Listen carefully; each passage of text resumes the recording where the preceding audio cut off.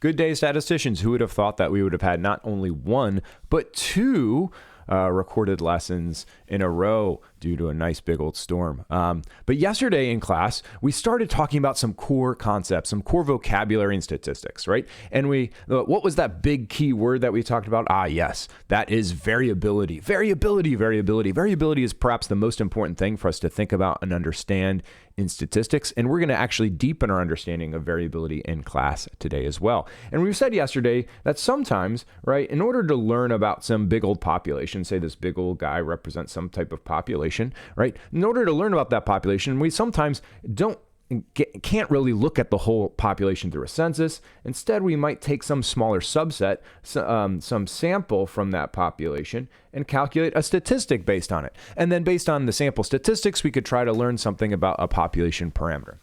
Class today, we're going to continue to think about these ideas. In particular, we're going to be thinking about sampling, error, and bias. And all of this will help us gain a better understanding of some of the challenges and limitations to this methodology of using some small sample in order to learn about a larger population. So are you guys ready to learn some stuff today? I hope so. All right, so let's start to dig in. I'm going to dig in immediately with some questions that you guys should have already answered in the Google form and from which you found this video. So let's start to look at some of the answers to those questions, right? So what we saw in the June 2021 Pew Research Center asked a randomly selected group of 10,606 American adults, how much, if at all, do you trust the information that comes from national news organizations? Results showed 42% said not too much or not at all. And this is true. I just pulled this from the Pew Research Center recently, right? So the first question was asked, what is the variable being studied? Hopefully you had no trouble with this.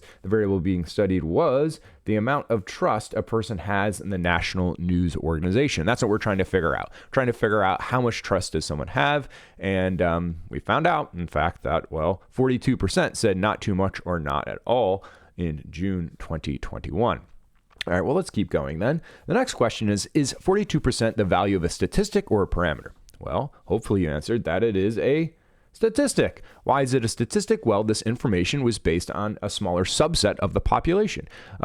We see that there was just a sample of 10,606 American adults, right, in June 2021. And that's some subset of all of those possible folks that we could have looked at. So this was a statistic that is at best an estimate of a larger parameter that we might want to know about.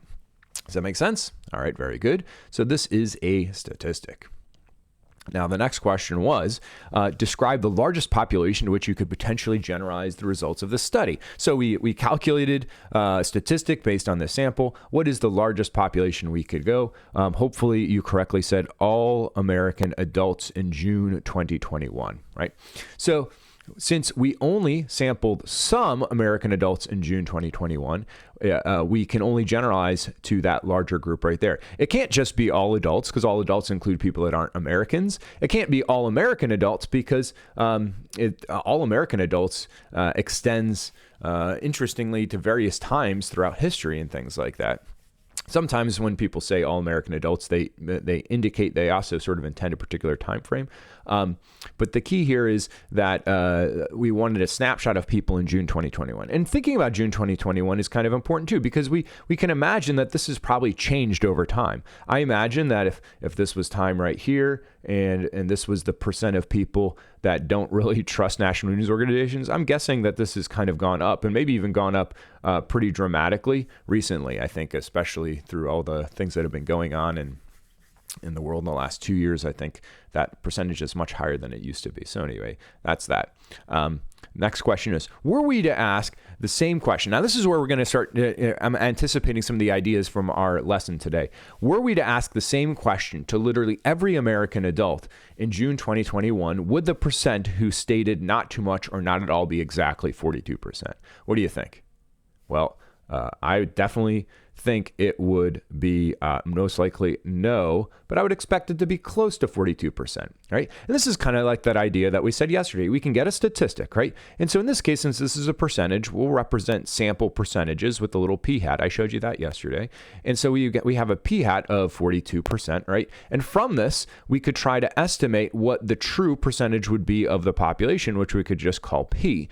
And that would be some number. And we don't know what that number is, but I would expect it to be close to 42%, assuming that this sample was useful for me to figure that out. That's an idea that we will talk about in class today some more too.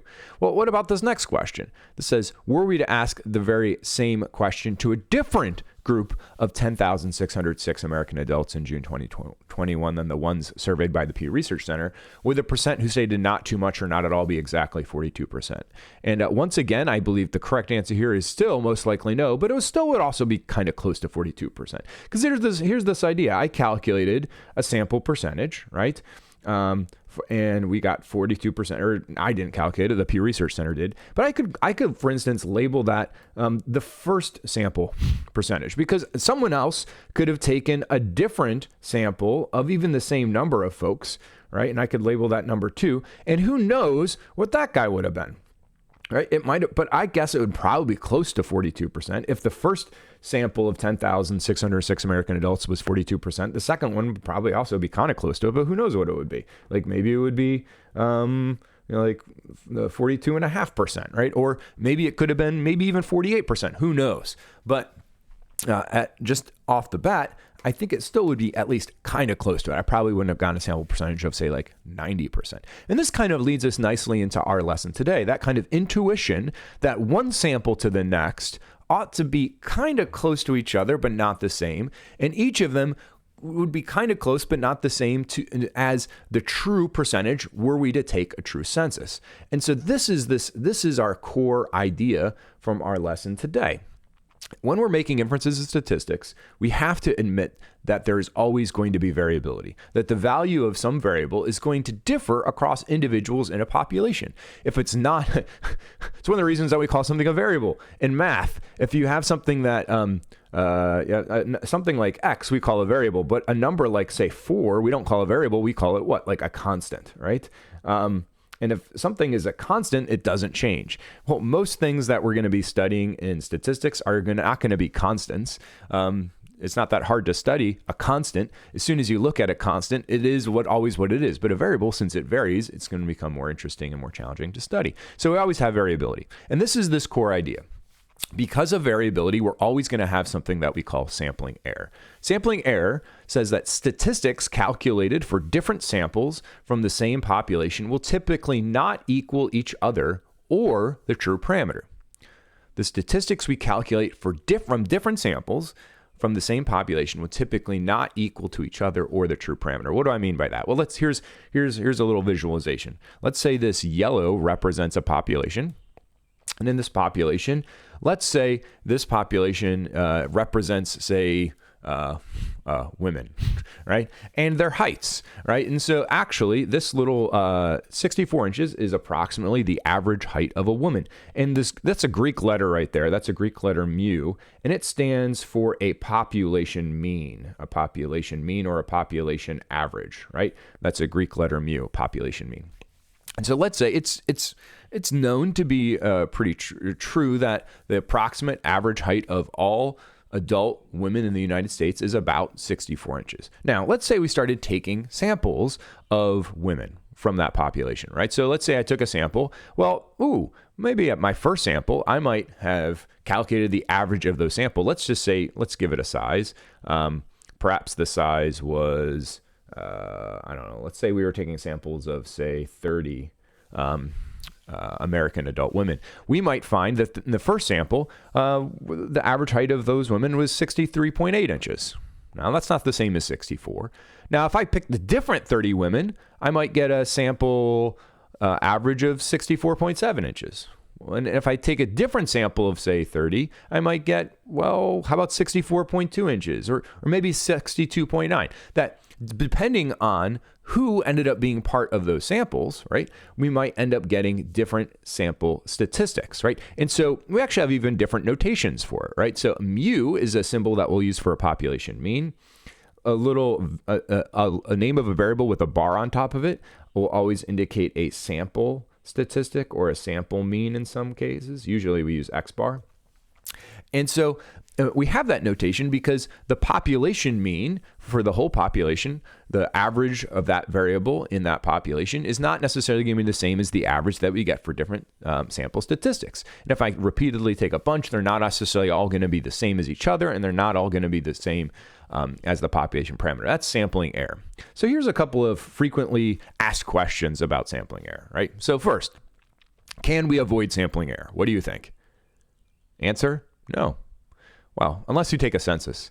But that's not really a solution. I mean, if you take a census, then you eliminated sampling error by not taking a sample at all. Obviously, that would get rid of sampling error, but that's simply by skirting the whole problem altogether. Is any time you ever try to make an estimate based on sample statistics, there's always going to be some type of sampling error because one sample statistic could be different from another. Are all samples therefore biased? The answer is no. It's actually important for us to make a distinction between what the word biased means and sampling error. And so we'll define that in this class as well today, what exactly bias is.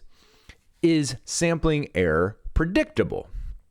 What do you think? Can we predict sampling error? So I see that there's differences in each sample mean in each of my samples, and they're all different from the population. Can I predict in some ways sampling error? And actually the answer is yes. There is a way to predict sampling error. And this is actually really, really important. This is where we actually get math. The math that we're going to be learning in this class is the math to help us predict sampling error, to predict exactly how much error we would tend to find in our samples against a population parameter, often based on their sample sizes and the like. Okay? All right, so let's continue on here. How is it that statisticians can account for sampling error? Well, when we looked at this very study, when we were looking at the percent of American adults in June 2021 that don't really trust national news organizations all that much, if you go to the Pew Research Center and you start digging in, you can actually start to find some interesting information here. It said, if we read through this, they tell you all about there was 10,606 panelists that responded out of 11,699 that were actually sampled. So that tells you about the response rate. And eventually you see down here, it says the margin of sampling error for the full sample of 10,606 respondents is plus or minus 1.5 percentage points. The key idea there is to say, okay, we found in this particular sample that, again, that the sample percentage that don't really trust news organizations all that much was 42%. And it says that the margin of sampling error is plus or minus 1.5 percentage points. So what they're trying to say is, okay, then if we were to take a best guess of what the truth is in the population, it's probably within about 1.5% of the 42% that we observed. In other words, if I add 1.5%, that would be like what, 3.5%, right? And if I subtract 1.5%, that would be like what, 40.5%, 40.5%. They're saying, based on their math, now the math has been done in the background and I can't tell you about it just yet, but they're saying that this is a fairly reasonable estimate for actually what the actual percent of American adults are that don't trust the national news organizations all that much. And so now how do we develop that math? Well, that's really like the point of this course, right? Well, by 6 months from now or so, you'll know pretty much exactly how to calculate that kind of margin of error and come up with that kind of value. You'll know what kind of things to do and what kind of formulas and understand the theoretical basis of the mathematics so that you could come up with some type of margin of error that will help you get a better sense of what the true parameter is just based on a sample statistic, right? So that's kind of the point of this course, or at least one of the points of this course is to be able to understand the mathematics, to be able to account for sampling error. Very good. All right, let's continue. So let's now transition to thinking about bias, because bias is a very interesting idea, and we'll see that bias is actually something that's very different from sampling error, right? Sampling error and bias, not at all the same thing, even though that says error. I don't know if you can tell, but not at all the same thing. All right, so let's take a look. Let's start with a fun little true or false. True or false? You just answer to yourself right now. Some samples are biased. What do you think? Well, answer is false. I can barely see that. False. False? What do you mean some samples? So here's, now there's kind of a trick question. Why is it false? Here's the idea. Only a method used to generate data can be biased. A sample itself is not biased. A sample itself is not biased, right? So here's an idea. Let's say I was trying to estimate the average height of a woman, right? And let's say I decided to collect a sample to estimate that. And all I did is I sampled females from the basketball team, right? Would that sample give me a good estimate of the population parameter? Well, the answer to that is obviously no. But it's not because the sample is biased. There's nothing wrong with the sample. It's just my choice to only look at female basketball players and trying to estimate the average height of adult women. My choice of only looking at female basketball players is a bad choice. There was a problem with my method. The sample itself is just a sample, right? Samples are just what they are, but my method had an error in it. So here's the idea. What we would say is a sample might be not representative of the population, and some bias in our method might lead us to get a non-representative sample from a population. But it's only a method that will actually ever be biased. Okay, and so let's try to deepen understanding here. What do we actually mean by bias? Well, bias is, we have an intuition about what bias is. We talk about we talk about bias all the time in society today. People talk about implicit bias and all kinds of stuff. But what do we mean by bias in statistics? Bias says a study's design consistently underestimates or overestimates the value that you want to know. Right? Studies design consistently overestimates or underestimates the value you want to know. So if you think about, say, our sampling idea here of trying to figure out the average height of a woman, and all we did was we looked at female basketball players, would that underestimate or overestimate the value we want to know? That would seem to me like it would overestimate it, right? Because you had a method that picked a sample that would tend to, and your method would tend to produce results that don't tell you the truth. It tends to be too high, probably. And so bias is a bad thing. There's basically two types of bias that we'll deal with. The first type of bias is what we'll call selection bias. It's a method of sampling that tends to lead to non-representative samples. And we'll distinguish this in a later class, different types of selection, or different things that different methodologies that would lead to selection bias, but certainly only trying to estimate the average height of a woman simply based on picking female basketball players is clearly a biased methodology, not something that you would tend to fall for, but still would be a similar kind of thing. So that's selection bias. It's where your method of picking people to be part of your study would lead to non-representative samples that would either underestimate or overestimate. Another type of bias would be response bias. It's where your method of acquiring data from a sample or population tends to yield inaccurate data. Right? And so in this case, the idea is that the data itself is inaccurate. It's not so much like if I'm trying to measure the height of adult women, and I'm trying to estimate it. What happened to her legs? They became disembodied. Oh, there we are. If I'm trying to estimate the average height of a woman based on basketball players, it's not that the data was inaccurate, right? Assuming that I had an accurate ruler, right? Then I could, or a tape measure or whatever the heck I would use to get the height of this person, right? Then the data would be accurate. It just, I didn't have a representative sample. I had a very non-representative sample in order to make the estimate that I wanted to. Response bias is like that there was something wrong with my ruler itself, right? Like the ruler is broken, like a broken ruler, right? Where there's something about the study where I'm not actually getting accurate information at all for my folks. It's possible I could have a perfectly representative sample, and yet, because my ruler is broken, I'm getting inaccurate data. Now, talking about a broken ruler, what do we mean like that in statistics? Well, just think about a survey.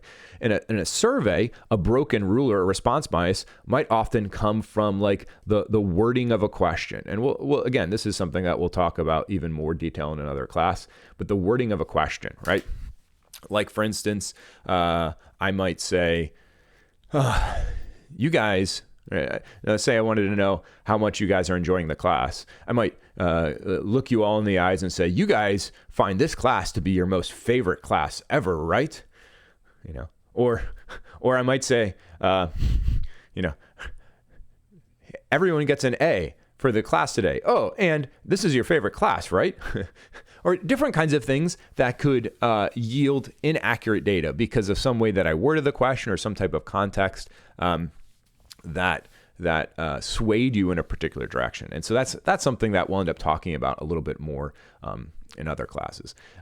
So in future classes, we're going to really break down different sources of issues that could lead to selection bias. And then we're also going to break down different ways that we could lead to response bias. But just to begin, though, we could think, what would be the best way to, say, avoid selection bias, in particular across the board? Well, what would be the best way to avoid it? What do you think? Say I was just thinking about estimating, again, the average height of an adult female. What's the best way, for instance, to get a representative sample from that population? Well, not simply by picking basketball players. What do you think would be the best way to pick that sample? I'll give you a hint. It starts with an R, and it ends with andom. Yes, you're right.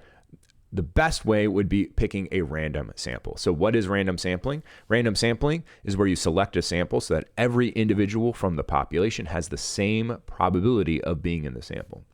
So in future classes, we'll talk about different ways that we can go wrong in the selecting of our samples. And then we can talk about different ways we can go right, different good methodologies to pick good random samples. Similarly, we'll look at some ways that we could end up with inaccurate data through some type of response bias and ways that we can try to avoid that.